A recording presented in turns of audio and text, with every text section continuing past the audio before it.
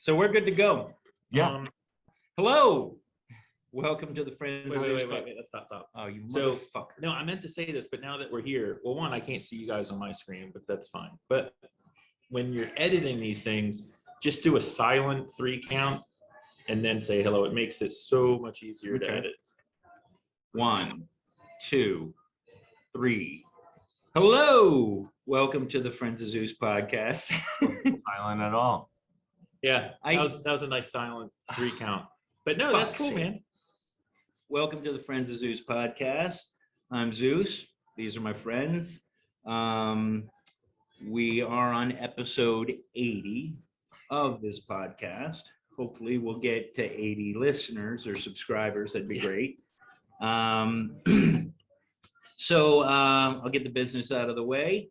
Look for us on YouTube, Facebook, Stitcher, Spotify, Anchor, Rumblings on Rumble, and that one, the YouTube.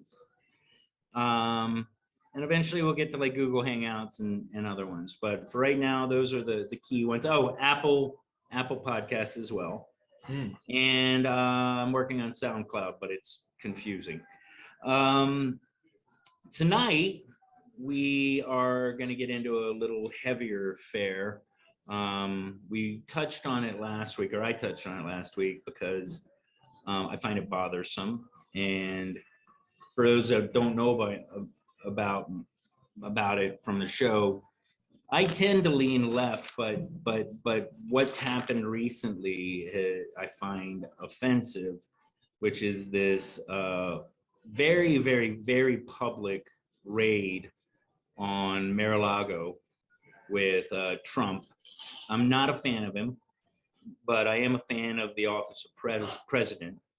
And I feel like this is, regardless of anything, a very public attack on the office of president. It degrades it, it waters it down, and it lowers the bar and the standards for those that come along later.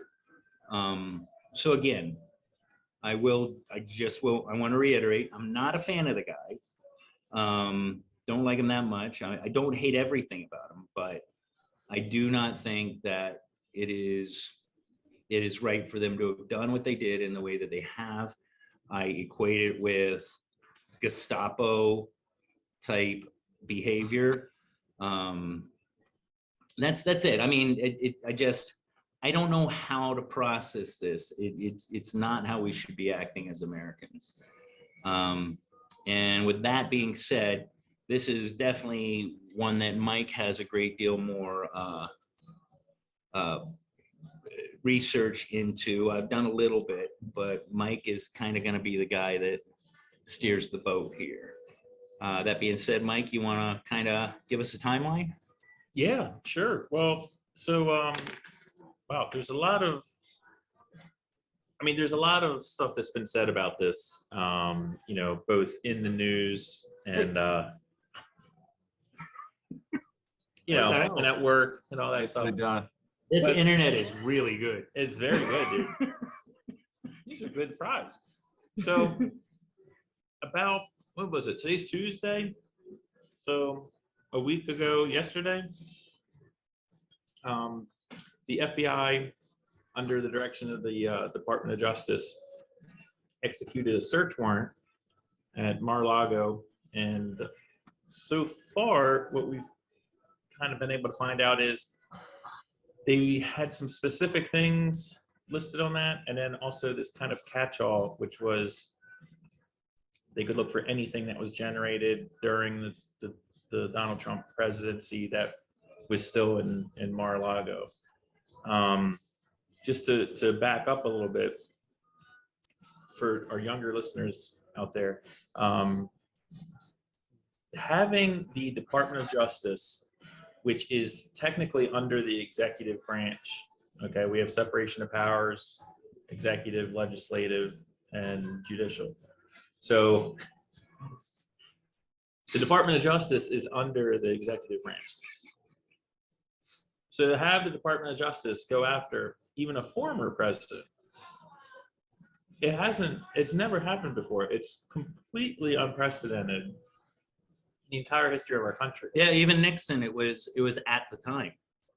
It was when the crime was committed.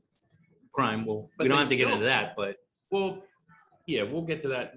Nixon figures into this a lot because a lot of the laws that are being discussed right now that they're using came into being after Nixon left office. So this is a very provocative step by the Department of Justice. Now, you the put this over Department- there. Sure. The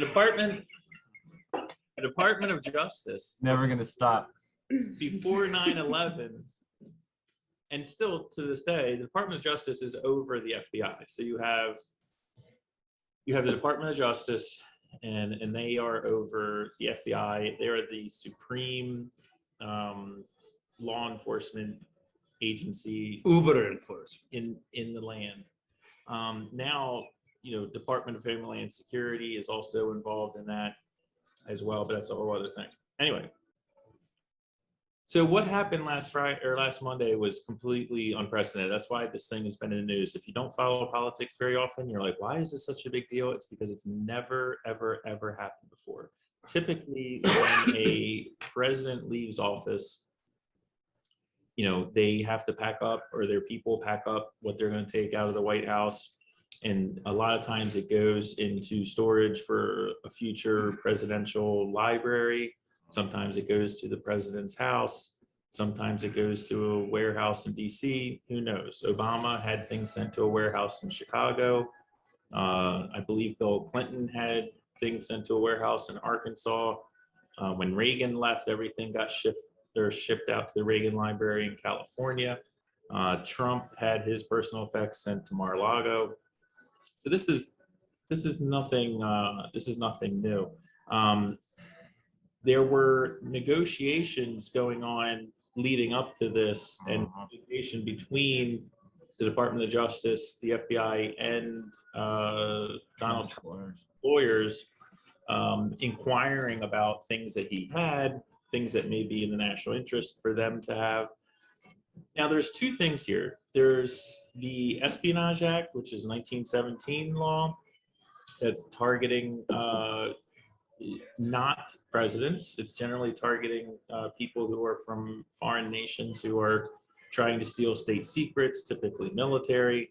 And then you have the Presidential Records Act, which is not a criminal situation. It's basically an administrative thing. And basically what the Presidential Records Act says is any sort of communications or things relating to policy, historical things, artifacts, things that were donated, unless they were expressly given as presents to the president, are actually property of the United States and for posterity and history should be retained by the National Archives. Throughout, that part of it was started after Nixon, because Nixon, when he left office, he kept a lot of things and people wanted to have records, and that's when the Presidential Records Act came into being, was after Nixon left. But generally, this has happened after every president has left office. It's a gray area. Presidents take certain things that the National Archives ends up saying, hey, we need to get this back. And it can take decades sometimes to resolve these situations. And it's completely not unprecedented to have this process take place. The unprecedented part is Donald Trump just left office like 19 months ago. And to put it in some perspective, the United States government did not get back everything they wanted from the Nixon administration until 39 years after he left office. So, now, if I may, the one thing that I did read about this that kind of there's a huge gap. So apparently, they started this process of wanting to get information from him, I think back in July or June. Is that right? a while ago. So It was last year. yeah, that's the part that I find I don't understand why this happened now and why it didn't happen I'll tell you. then. Yeah, I bet you will, Mike. Yeah. You're so adorable. So, I love this internet here. and I'm kind of jumping all over the place, but I'm just trying to outline, because I've talked to people about this and they're like, oh, this is big news because Trump is so horrible and he was trying to steal nuclear secrets, all this other stuff, just this crap. Again, it's like low information people that don't know anything about this. You know, we're in our 50s. The generation after us had criminally negligent civics classes in school. So kids don't know this stuff. And now they're 40 years old and they're just like watching the news. They don't understand what's going on. They have no idea what's going on. So Yeah, to them, it's the gospel. to them, it's yeah. And we'll get into that too. So back in June, the FBI was actually at Mar-a-Lago and was going, had access to the entire place. There's reports, Trump's reported, and some of the agents have corroborated. Corroboration, for those people that don't know, is when you get multiple people as sources to confirm that certain things happen. I know this is completely lost in journalism today, but some FBI agents have corroborated that Donald Trump himself actually came downstairs and said hello to the agents that were like looking through the stuff that was there. And they found some things that, although they were marked as top secret, Trump is saying he has declassified them, which is a whole other topic we can get into. But the agents and the DOJ people at the time said, hey, you know what? We're cool with you having us here, but we'd like you to put another lock on the door just because, until we figure this stuff out. And that was pretty much the last communication until the same people came back and broke that lock off the door because Donald Trump complied and put a lock on the door. May I ask, do you think that was a case of we were still in the changing of the guard kind of place? No, this was still in June. This was just June of this year. Well, no, but what I'm saying is he still had people that were willing to work with him.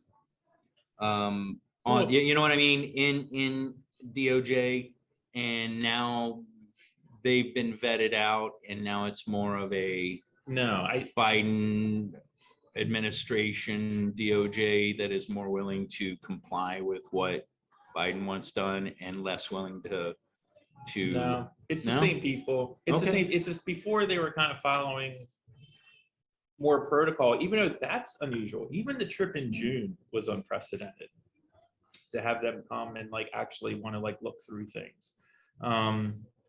What is going on? And the reason why a lot of this doesn't make any sense is the entire, and again, we could do a whole episode just on what the reasoning behind this. But in my estimation, from everything I've read, from everything I've seen, and just using common sense, this entire raid, and yes, it was a raid by the definition, words mean things.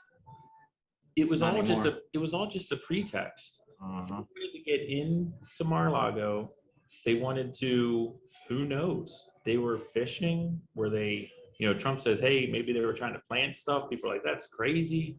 Maybe they were putting in listening devices. Maybe that's crazy. Whereas, when Trump said that they were putting listening devices in Trump Tower, everyone berated him for it. And then we come to find out later that they were completely spying on him at that time. So who knows? But on that one, I think that's always happening. Regardless, maybe somebody's always trying to. Again, but what it has done by going through the First Lady's, closet of personal effects and going through Donald Trump's office and his personal effects and basically going through the entire resort other than rooms that are occupied by guests, it is a strong arm tactic.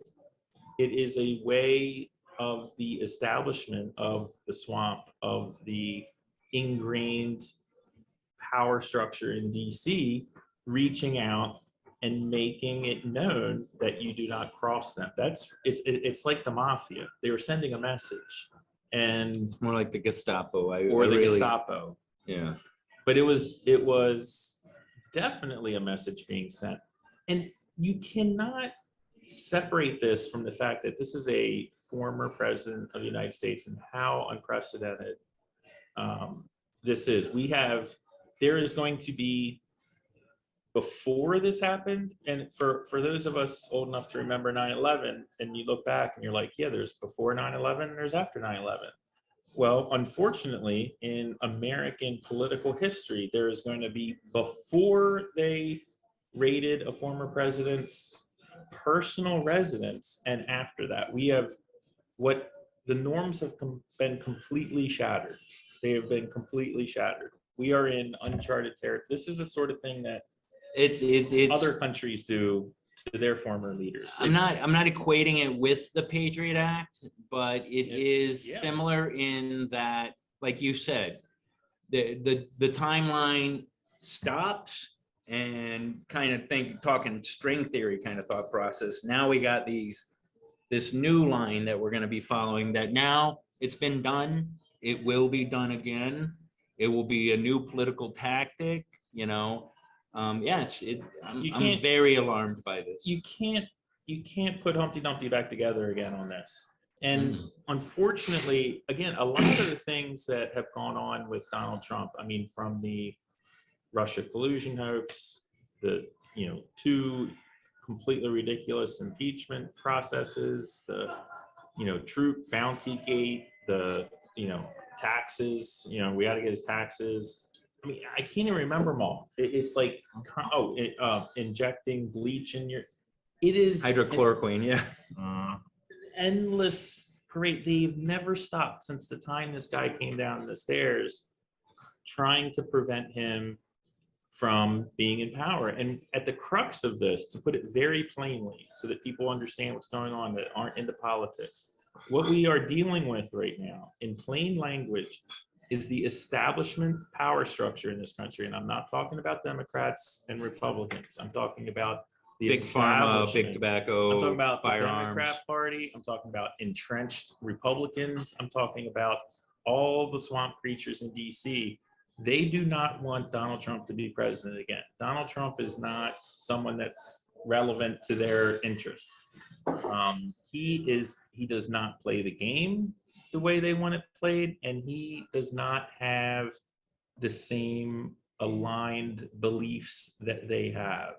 And this is not a subtle thing. They are, the thing that concerns me is this has gone in the last 5 or 6 years. This has gone from slight media bias to harsh rhetoric to propaganda to a full-throated rhetorical information war to now weaponizing differences of political opinion and turning them into criminal behavior. And when I look objectively at the way that the establishment is behaving, they are being reckless right now. They don't even understand exactly what they're doing. They are so desperate. And that's the part that concerns me the most, is they are obviously in a point of desperation right now because they know, and God willing, sign of the cross, whatever, if Trump becomes president again, it is not going, the first term is going to look like a cuddly teddy bear compared to what happens next time. Here's my concern, and it kind of falls in with that, the Joe Rogan trope of we're these biological beings, and we've got this new source of input being the internet, right? And I think in its own weird way, and I'm not going to get too far into the internet part, but in its own weird way, our fast food like mentality of getting everything now, Google this, Google that, has translated to how we do things publicly as well. So instead of having, you know, a slow whatever they're doing right now, instead of it being like easing it in, they're just boom, no paradigm shifts. I know I've been using that term a lot. It's my new zeitgeist. Right. But there is, but paradigm shifts are important for a reason. They allow us to process things. It's kind of like when philosophy was introduced to religion. Suddenly everybody had access to it, but it was a slow process and it was easier to digest. And now it's just being rammed down our throats. So what would have taken decades to legally do if they if they so wanted to, and it would be public, we would know that these things were accessible, like raiding Mar-a-Lago or visiting him, if we don't want to call it a raid. But my point is that I don't think it's an act of desperation. I think it's dipping their toe in the water. What can we get away with as quickly as possible?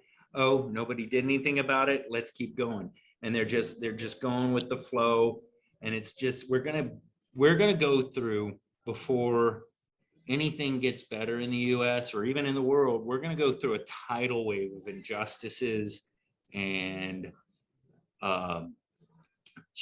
just anger, rage. I mean, right now, society in the world we're all in this place where we're not walking around on edge in our own little microcosm, but we always have these things in the back of our head, like what we talked about last week, like this Mar-a-Lago. I don't think I'm the only Democrat that realizes that this should not have happened, not based on liking Trump or disliking Trump, but this is an attack on a sacred office in the United States. Even I was actually listening to the Nixon speech, and I got to tell you, he was noble in his resignation. You know, we're not doing these things. They're just pushing and seeing how far they can get. And to me, it's quite frightening. It's a raw exercise of power. Yeah, It's raw power. it's blatant, and that's the thing that bothers me about it. Anybody that's got half a brain in their head realizes this is. We don't even have to call it an injustice, because perhaps he did do things wrong. Perhaps he has all the secrets for Area 51, whatever. That, you know, perhaps he has things that he wants to leak out and he wants to use as political, what's the word I'm looking for? You know, currency. But it's a behind the scenes thing. These are the things that the reaction to say he was doing something wrong. These are the things that should be behind closed doors. And these are the things that they should handle, punishing it or whatever, where we should not be privy to it to protect us from the ugly business that's going on. And I hate to use Mike's term because it drives me nuts sometimes, but the party is just, they don't give a shit. People have said they're Marxist or definitely alluded to the fact that they're Marxist. It's frightening. They don't even have to act. They don't even have to put across that they have American standards. They can just they're going to change the American standards till it fits their needs, and that's frightening. And it's situational, outcome based, and it's different rules for different people. But yeah, Jack. Right. No, I mean, that's one thing that reeks of this whole thing to me is, I mean, they hate this guy. They're constantly vilifying him with every means at their disposal, whether it's social media, whether it's legacy media. Like, they're in bed with the government, and people don't see it. We talk about it all the time. Trump's not just going up against Biden or the Democrats. He's going up against basically the entire media, and he always has been. And what I find interesting is that it's disgusting to me, because you think about, you remember when Trump had that sort of bullhorn bulldog, Roger Stone. Yeah. Now, when they busted Roger Stone, CNN, I believe, was there at 5 o'clock in the morning to film the raid as they marched this guy out in boxers, you know, with guns pointed at him. So they went after Roger Stone to a full audience. They went after Trump now again for like the 1,000th time. Paul Manafort, Steve Bannon, and then Hillary Clinton, nothing. Derek Holder, nothing. Like, they're very selective, and unfortunately so is America, because they're basically spoon-fed the shit that that they want them to hear. In other words, Clickbait, man. well, not, yeah, but I mean, everybody's in cahoots. And like Mike said, when he won that election, it blew them away. And they did everything they could from Jump Street Damage control. to take him down because they were afraid of him. That's a fact. Mike, you're totally right. The deep state was a real thing. It is a real thing. And he's a maverick, right? So now here we go. Now it's 2022.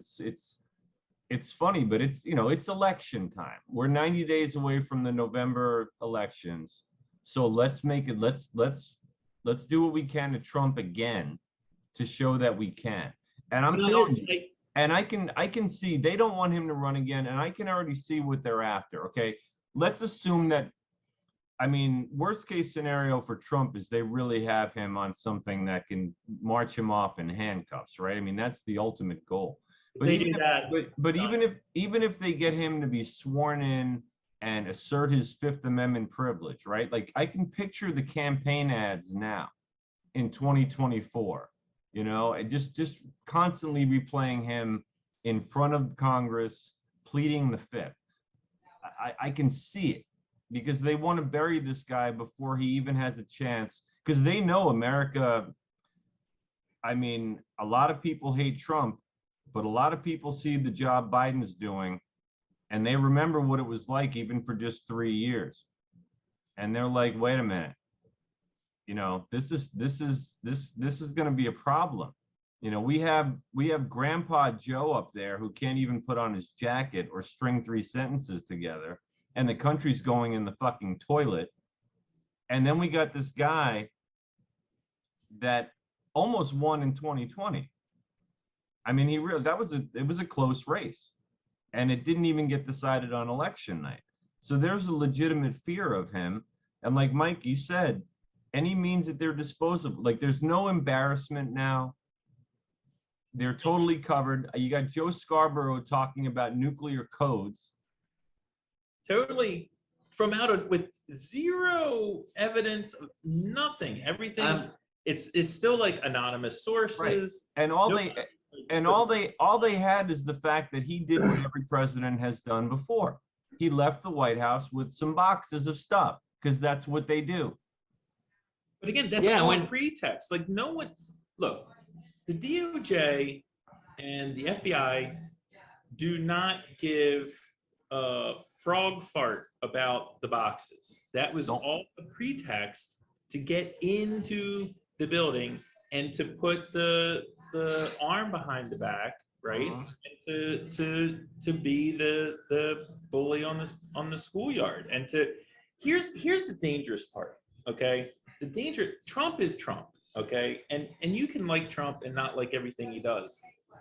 I'll tell you one thing. I didn't like Trump before he was elected the first time, but if you're someone that looks at actions instead of words, like me, I think he's one of the best presidents we've ever had in the history of this country. Whatever, and I debate anyone on that.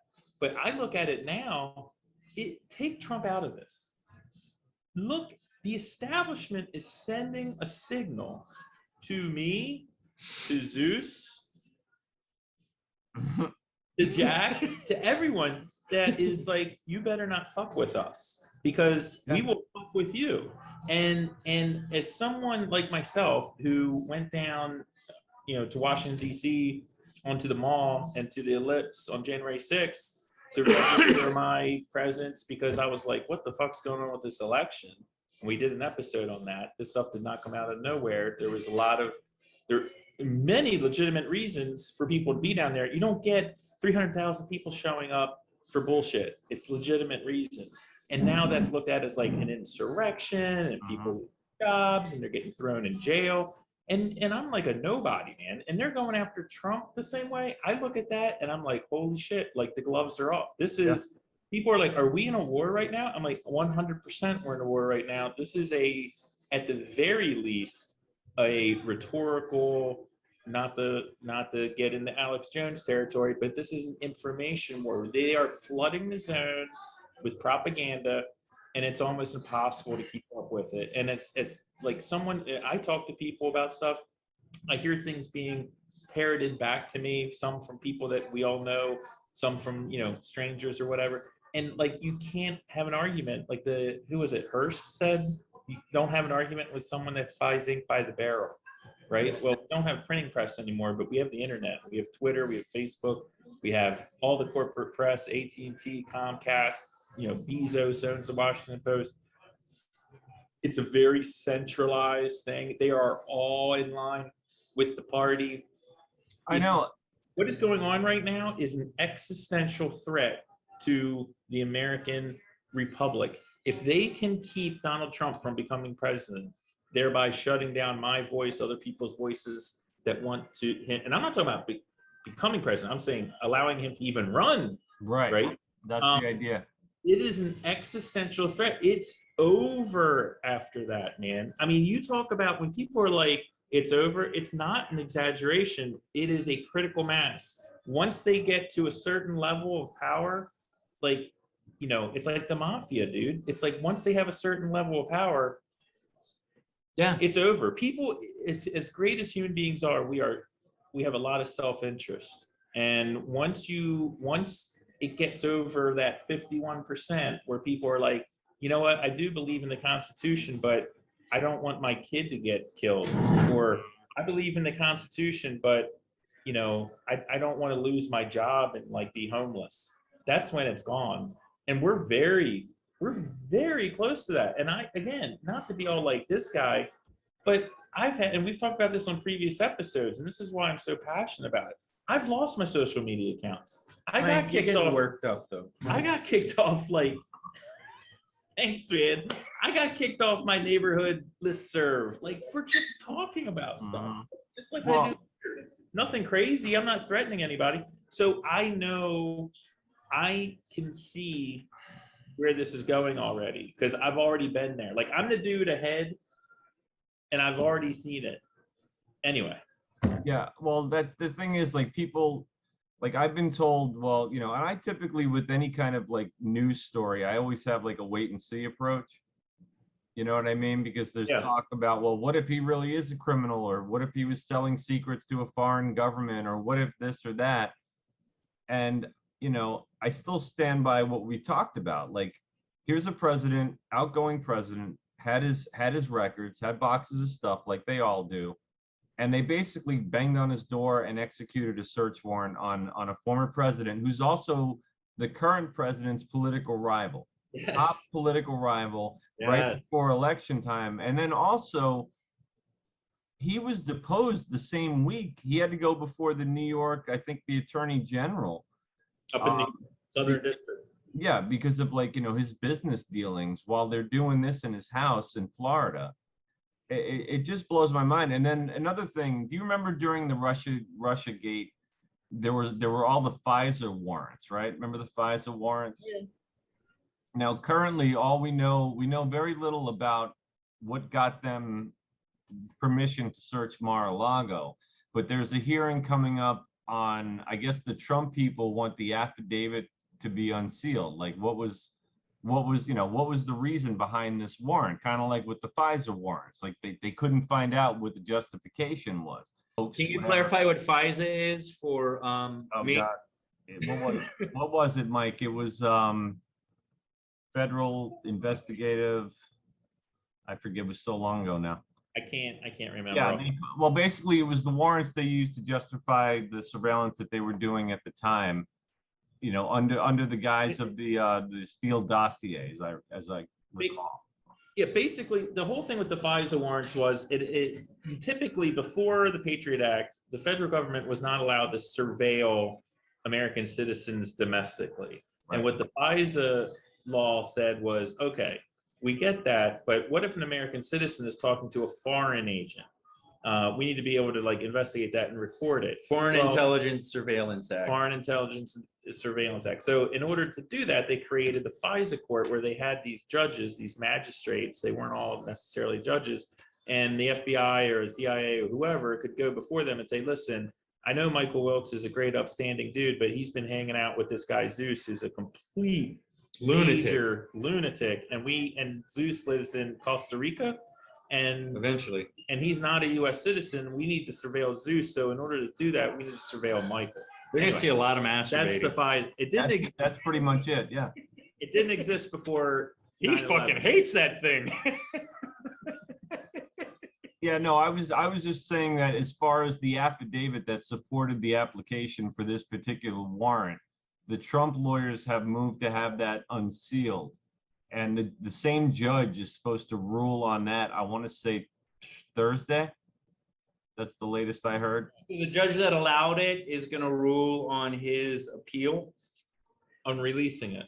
On releasing it, right? Whatever the ground. Reinhardt in South Florida.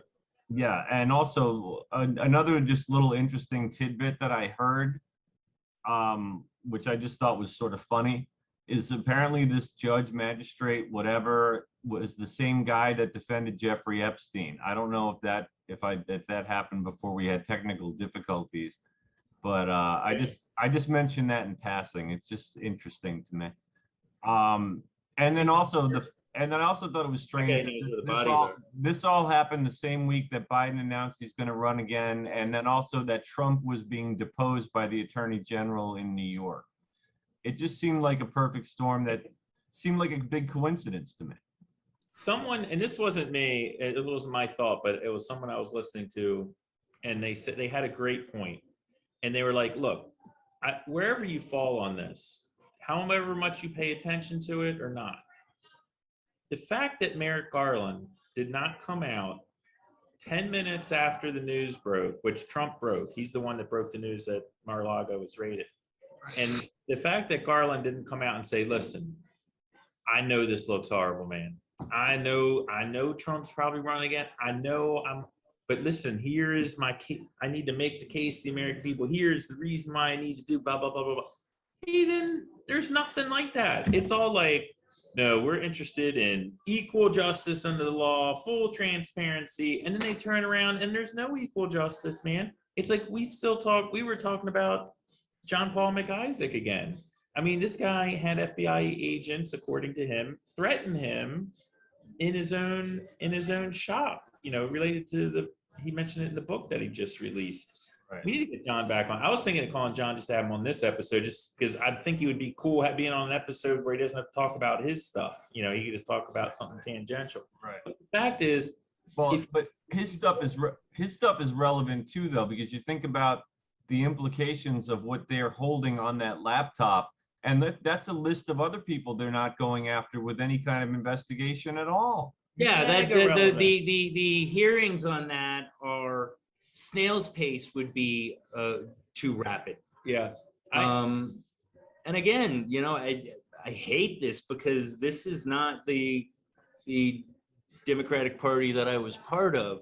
It's not, no, dude, you're the Democrat Party. And listen, most of my, at least on my mother's side of the family, total Democrats, man, going back forever. And the Democrat Party, again, I could have a debate and argue topics from the Democrat Party perspective circa like 1992.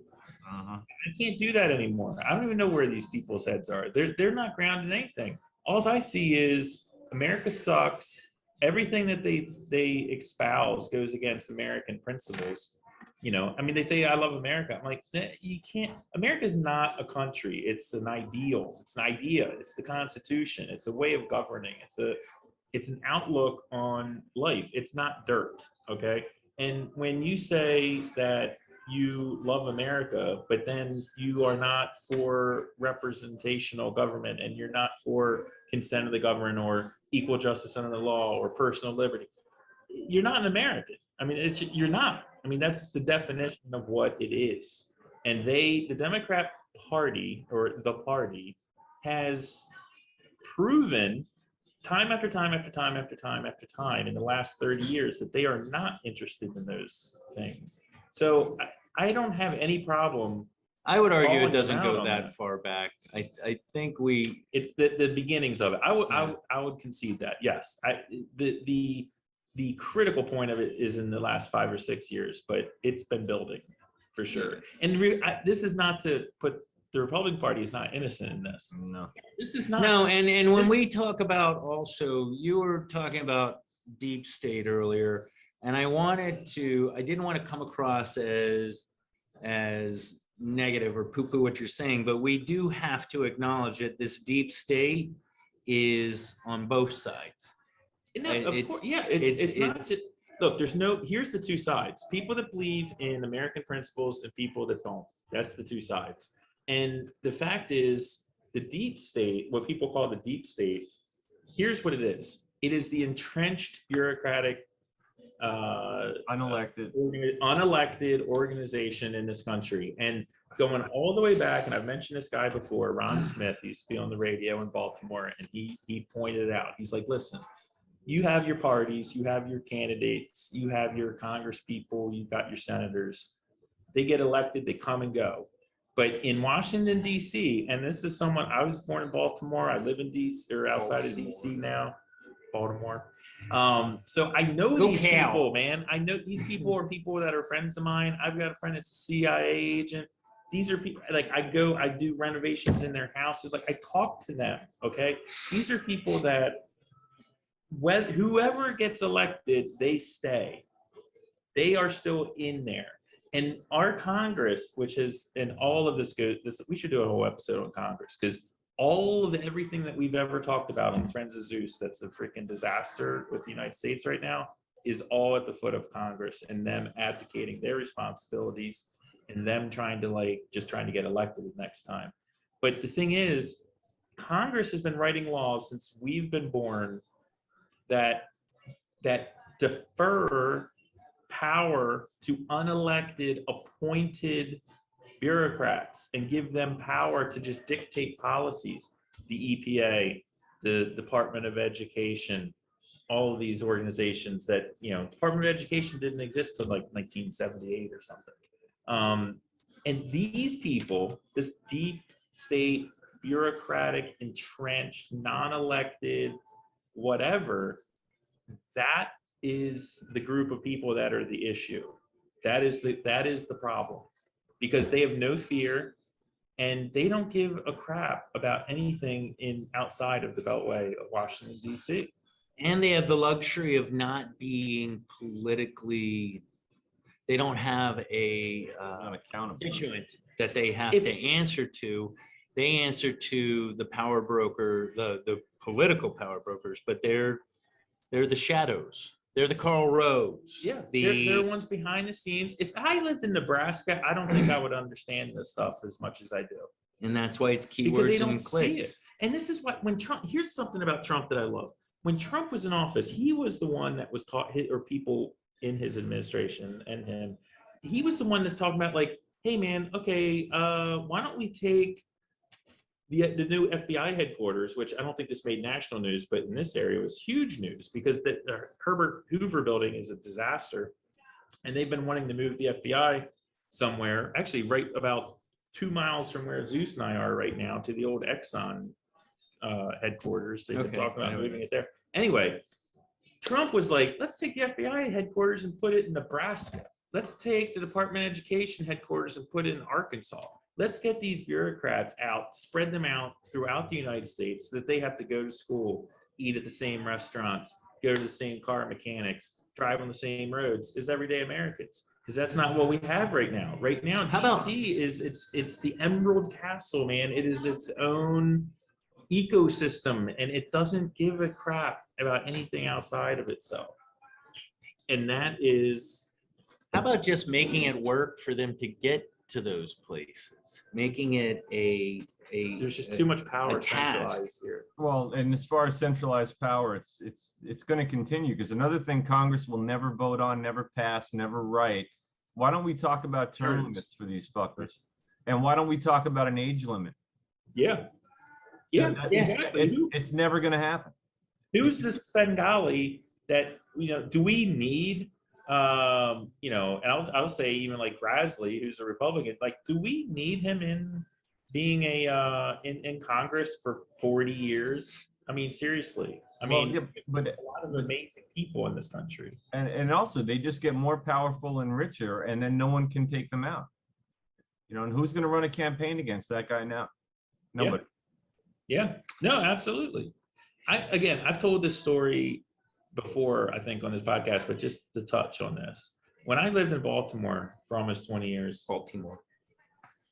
I was in District 3, Maryland Congressional District 3, and our senator when I was growing up was a guy named Paul Sarbanes. He was one of Maryland's senators for pretty much from almost my entire life. And there was a guy in District 3 who in the House of Representatives named Ben Cardin. Ben Cardin is now a U.S. Senator from Maryland. So what happened was Paul Sarbanes, as a senator, retired. And the very next election, Ben Cardin, who was the guy in waiting from the Maryland Democratic political machine, got the nod, got the sword on the shoulder, like, you're going to be a senator. So everyone backed him. And he left District 3. And you know who got elected in my district after that? Michael Sarbanes, Paul Sarbanes' son. Oh, nepotism. Became my new representative. And all of the political signs, and I had one up till a few years ago, they didn't say Michael Sarbanes. It said Sarbanes. Name recognition, my friend. Name recognition, and it's just brute force. And this guy, he didn't run commercials. To this day, I don't even know if the guy, what he looks like. He could sit right next to me. I have no idea what this guy looks like. Wow. Because he didn't have to. He had the name. And it's just, anyway, my point is, and if you're not aware of it, and if you don't live in this area, I don't know that you really see it or understand it in the same way. I mean, I think you can, but it's visceral. It is visceral here. Like, they don't care. It's like, look, man, if you get 60 miles outside of DC, they don't give a shit about anything else. They have no idea what's going on out there. They have no idea. No idea. Other than like Tahoe, or, they don't care. They don't care. They have no idea. It's a whole different planet. It's frightening. I know it's frightening. Look, I wrote a couple things, and one, this isn't all like doom and gloom. I've actually been really trying to think of ways through this. And I actually got onto this one discussion board just to try to like engage with some people, like my fellow Americans who hate Trump, just try and understand like where they're coming from, and not being like trollish and not trying to be inflammatory or anything. And I think in the times that we're in right now, and this is not just for like random people, this is for like your brother, your sister, your parents, your friend, your coworker, whatever. I'm talking to everyone. Like, we got to find common ground with each other. I mean, Yeah. there's so many things that you can disagree on, but you know what we can agree on? We want our kids to be safe. We want our kids to get a good education. We want people to be paid a decent wage for the time that they work. It's commensurate with like what they bring to the table. We want taxes to be like, I know what they are, and I don't mind paying them if they're fair. We want to know that when I vote, or when you vote, that your vote counts, and it counts once. Yeah, and these are everyone all else's things that we've counts talked once. about. They're all things that have Yeah, been we've all- attacked. And it's like, 15 years ago, no one thought that their vote wouldn't count, or that someone. Now it's like, I'm like, man, I don't trust the voting system. I just don't. And the federal government isn't assuaging me of this, because the party is trying to federalize state elections so that they can control them.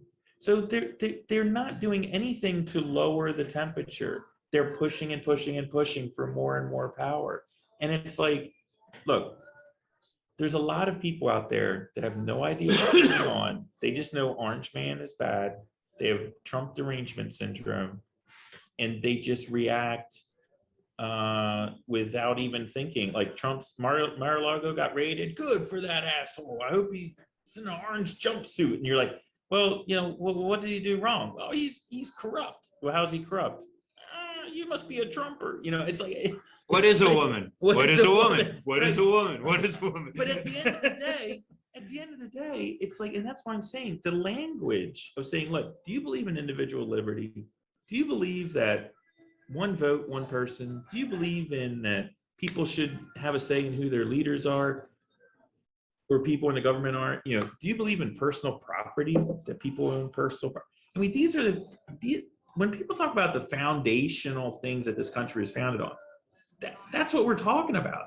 And I gotta believe that even the most, you know, whatever someone thinks about Trump, we gotta believe in those ideals together. I mean, if we don't, then it's already over, right? Like if we can't agree on that stuff, it's already Well, and you talk about language. One of the things that bothers me is you were talking about how they're saying now we want equal this and equal that, but equal is defined in the conversation by the person that's using the term equal. So it's their version of equal. It's not a true equal. It's what they determine is fair and just, and that's going to tend to lean towards the person that's saying it. and it's equality of opportunity, not equality of outcome. What we need, we really need. If I was gonna say who I'd like to run, and I mean, I like Andrew Yang. I know you guys don't particularly care for him, but I like him. If he were to run Democrat, I'd probably vote for him. But if Youngkin ran, I think I could live with Youngkin. He's very presidential. We need a presidential president, like Reagan-esque, like what Reagan did, where he brought pride in America back. Now everything's about pride, but it's everybody's personal pride. It's not. It's call me this, do this. Yeah, there's no nationalism anymore. Well, I don't like the term nationalism, but Well, that's just it, because they made it a dirty word. no, it is a dirty word. It is a dirty word. We can't be about just us in the U.S. We've already crossed that. We've crossed that road. I don't know. We get involved in things. We were involved in 2 world wars, and we were clearly people that helped those situations. So we can't be nationalists. We have to be world oriented. But at home, we have to. We can't be several different groups. Too many chiefs. I agree with that. We can't have every single group being represented. We have to paint with not necessarily broad strokes, but well thought out strokes. Broad is not good either. Too spread out with every little thing that we need to be just about is not right either. I mean, look at Reagan. When Reagan was president, the air traffic controllers, they were in a union, and they did have beef. They had good beef. It was understandable, but he said the nation cannot deal with this in the way that you're doing it. You cannot shut down air transport. He said, screw that. We'll replace you. We'll do whatever, but this is not happening. Get back into your seat and get those planes landing. We need pragmatic thought. That's why I'm voting Wilkes Allen 2024. Yeah, I would definitely vote for Wilkes Allen at this point. No offense, fellas. But no, I mean, it's funny. Oh, you weren't going to before? No, I was on the fence, but Mike won me over tonight. So yeah, I'm on board. I'm on board. I just think we have to be more central. No, I agree with you, and that's what I meant by nationalist. But you know, Obama and Biden both promised to be uniters, and it turned out that they're the opposite. And you know, Trump basically just said, "I want to put America first," and that created division because people fucking hated him. You know, despite whether they had a good 3-year run, they despised the guy, and so that's, you know, so Biden was going to fix that by uniting all of us, and he's not even trying to do that anymore. And honestly, I think even people who hate Trump, if you're a big liberal and you're for freedom, I don't know how you can't be a little freaked out and scared right now when you have basically the head of the executive branch taking out a political rival. Yeah. When he announces his own campaign. Like, I mean, that's clearly what this What was the timing of him announcing it and this Mar-a-Lago? He hasn't announced yet. I thought he did that same week. No, oh, Biden announced, but Trump Yes. Yeah, no, yeah, the same week Biden announced and this raid happened. Yeah, I mean, it does. You hear Banana Republic thrown around a lot, but I mean, this is pretty frightening. I mean, you know that this guy is the guy who's going to run against you, so you have his house raided over presidential records. It's and we talked about this on the text thread. And listen, if you want to become a premium member of Friends of Zeus podcast, it's $100 a year. You will get access to our text thread. Oh boy, Which it's is a where doozy. That's where the action happens. Yeah, you know what? We had a photograph from the classic '50s movie Creature from the Black Lagoon today, and it made sense. Yes, it did. I also texted the video of the Darkness singing "Thing Called Love," which was There's all pretty sorts of great. there's all sorts of extra content and behind the Yeah. scenes stuff that you can get. So now I totally forgot where I was going with it. But We should make a book out of our text thread. we should. Actually, I got to get this in there because it's something I thought about for like 5 minutes on the way over here tonight. But again, I've been really trying to engage with people that hate me and try to understand, or hate what I believe, and just try to understand where they're coming from. And here's where I'm coming from. And I'm going to use a football analogy because it's football season's coming up, fantasy football season's coming up and all that. But what's going on in our country right now? If it was a football game, you got your Democrats, Republicans, whatever, football teams.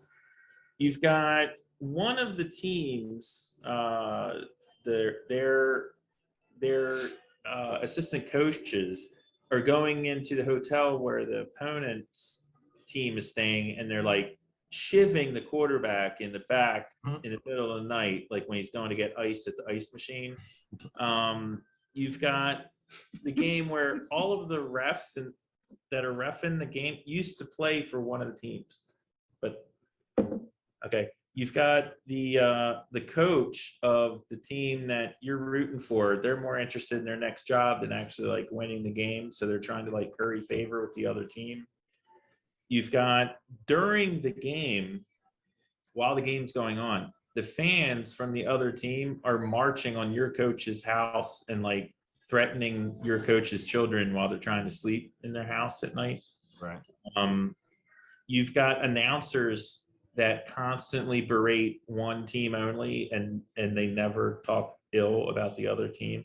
You've got the camera replays that, if there's like your team has some sort of like bad play or dirty play on the other guy, like steps on their quarterback's fingers or something like that, the replay shows it 7,000 times and doesn't stop, and yet the other team is playing dirty and they never cover that at all.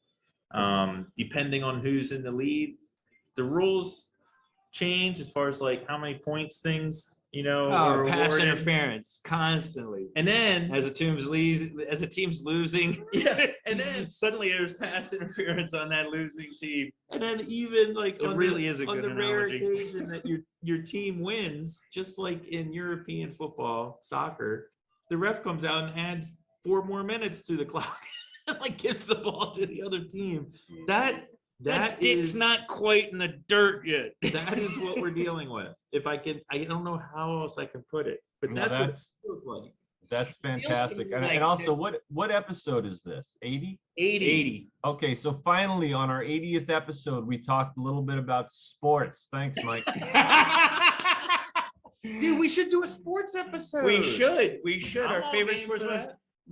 I was equating this to more. Think of Trump as Pesci at the end of Goodfellas when they're walking him into the house and he turns and goes, "Oh fuck." Yes. It's like he didn't see it coming, and man, he sees the plastic wrapping on the floor. Yeah, Dunzo. no, this is more like Pesci at the end of Casino when they take him out to the field. Oh, geez. Throwing dirt in his mouth. Wow. A lot of Pesci references. Pesci should run for president. He's 80. Why not? Yeah, he's perfect. Yeah, man. Let's get some younger people in there. I don't know, but I think he'd be good. I Well, mean, that- Reagan that- was an old bird, but man, I was terrified of him when I was a kid, but man, when you look back at his history, it's pretty respectable. Well, Biden was actually the oldest man elected president, so now there is no cap. It's just, we can get somebody really ancient. Yeah. Well, like the original rule, it's you got to have a law degree, I think, and you got to be 35, right? Those You are don't- two you of don't- the. You don't have to have a law degree. You have to be 35. You have to be born in the United States Oh, or that one one, of the territories. Wait, is it 35? I thought it was 35. Yeah. I You thought have it to was be 45. Honestly, it's too bad Schwarzenegger's from Austria. Like, Yeah, you can't. You have to be born here. yeah, because I think the Terminator would make a. We've had actors before; they've done a good job, and he had Reagan-esque qualities to him. He's the governor of The California. governor. Wait a minute, though. I mean, just as a possible scenario, wasn't Kamala Harris born in like Canada or something? No, I don't. No, I don't. They'll no, just I don't change the know. law. I know. Don't I worry. don't. I don't know. I don't know. I know. You grew up in Canada, I thought. Like McCain was born in Panama, but Panama, it was on an American base. His father was a Navy guy. Oh, really? Yeah. That's a goddamn. I wish he could have run. I wish. Not me. McCain. Yeah, man. Like we I had like him to it. thank for like this whole dossier disaster. Yeah, but I like that he would cross the aisle. That was huge to Yeah. me. Yeah, but I think he did run. Zeus. He No, did I'm run. saying I wish he would have And- gotten it. You know what happened when McCain ran, Zeus? The party's media destroyed him. And Well, listen, no, and that's why Palin Romney- destroyed him. no. She The could see media- Alaska from her back door. Dude, the media destroyed him. The media destroyed him. The media destroyed Romney, and now they love Romney. The media destroyed Liz Cheney. Now they love Liz Cheney. And also, I got to say tonight, we all got to raise a glass to Liz Cheney getting her ass kicked out of office tonight. I haven't even looked at the results in the Wyoming primary, but she was 30 points behind earlier today. So the riddance to Liz Cheney. And boy, you ever what a want to question disaster. old Dick Cheney? What is this? Look at his daughter. Does he Oh, play wait a those minute. sides? Come on. What a disaster. Yeah, it's Um, ridiculous. Well, do we have anything else to say about the raid on Mar-a-Lago tonight, boys? Or have we Again, been on? Have we been I- on for a while? There was some. I know what I got to tell you guys, and then we can wrap up. Little story about what's behind me. So I went to this grocery store, and it's kind of like it's anyway. I went to this grocery store, and What is a grocery store? what is a grocery Define store? it. I'm not a biologist, but behind me here, this was one of the end caps by the in the freezer section.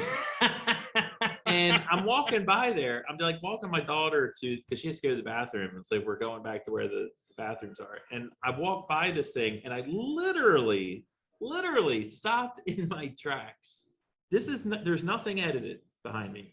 It said someone put this sign up. It said "Real News," and then it had the New York Times. Wow. And I was like, I don't know if you can zoom in. Criminal inquiry prompted search of the Trump resort, and the other headline. Holy Anyway, good eyes. I was like, real news. Like, am I living in a simulation right now? Like, I understand the whole like fake news thing, but they actually. And I told my wife, I'm like, hon, we got to watch They Live. And she's like, you've been telling me we have to watch this movie, They Live, for 10 years. Like, Yes. let's watch it or not watch it. And I'm Uh, like, we got to watch it because this reminded me of They Live. Mike, you just took it right out of my mouth. It's exactly what I thought about was the signs. Do you believe that this thing exists? I was like- How shitty is the world when Roddy Piper is a voice of reason? I mean, I haven't seen it in a long time. So Oh, anyway, It holds up. you know what? We should do a They Live review. What was the other one we were going to do? The We other were saying episode? that we should I don't know have what our, They you know what, Live. Jack, I think we've been on for a while. Yeah. Oh, wait, I do want to just tell you about this one behind me. So this Whoa! is Whoa! is Hey! the Mar-a-Lago. This is Mar-a-Lago. This is how they rated. This is how they rate it. Oh wait! What? Oh, nice, man. Thanks, man. That was just my little thing, because that sure as hell does not look like a pleasant, hey, how are you? We just need to look at a couple I things. think this is my When you most. got first, second, and third waves, that Yeah. sounds like war. This is like the most relaxing podcast I think we've ever done. I mean, I just feel rejuvenated. Nice. All right, boys, we have been on for a while now. How you doing? Your friendly neighborhood co-host Tom here of the Friends of Zeus podcast. Just wanted to chime in on this FBI raid of Mar-a-Lago. This is ridiculous. This has really crossed the line at this point. And we've talked about this in the past on our show about weaponizing the IRS, weaponizing the FBI, the Department of Justice. And this has really cemented that entire concept. It's definitely happening.